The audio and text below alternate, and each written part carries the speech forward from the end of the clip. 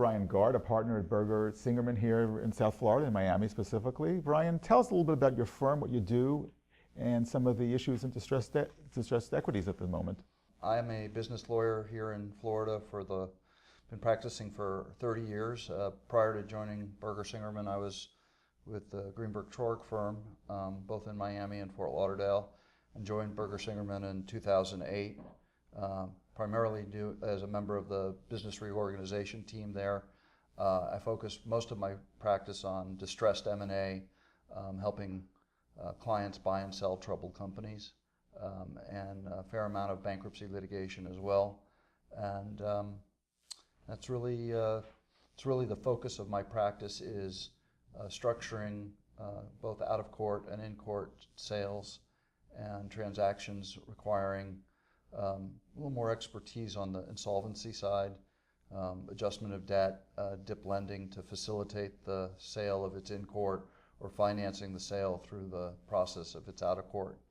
And mostly now running deals for private equity clients and funds, but we still do a fair amount of strategic representations, represented Perry Ellis and TransUnion and others, buyers for distressed assets on their own. And that's the nature of my practice. We're about 85 lawyers today, all in Florida, but we appear in courts throughout the country, either because we're admitted in that state or we get specially admitted for the case. In the next big case in Florida, we will likely be involved somehow. We usually are. Any common thread running through these cases? Obviously, you deal with different industries, different problems. Any commonality? Well, people will tell you that Florida has a reputation for being the land of fraud and defalcation. So often there is a lot of litigation in these cases dealing with either a Ponzi scheme or fraud, or investors or creditors were misled as part of the original transaction. Often we're brought in to save the core business and leave the litigation for others to deal with at another time. So that's a common theme. The fraud. Yeah. What about, in many of these cases, does the economic environment, how big a part does that play, interest rates, things like that, the macro picture, or is it specific to the companies that you're dealing with? Well, I like to say that when times are bad and there's economic downturn or recession, my business is very, very good. And when times are good and the economy is healthy, my practice is still very good because people take risk and they make mistakes during those times, and then they still need insolvency help. So that's my general view of that. So it's always a good time. You're always busy. You could be busier during a downturn, but you can stay busy during up economic times.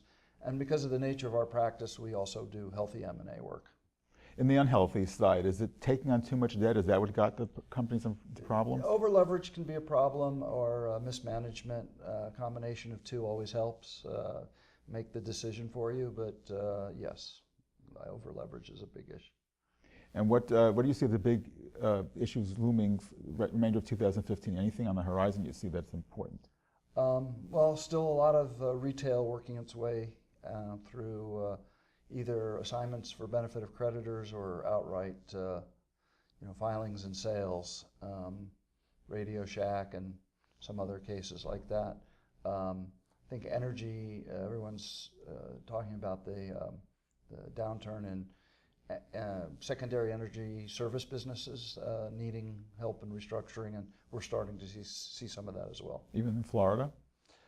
Surprisingly enough, even in Florida, yes. There's cogeneration plants and things like that will result in some filings, I'm sure, and if not filings, restructurings, and most of the debt involved in them is not being serviced. So something's going to happen. So it sounds like restructuring in South Florida is a lot of fun.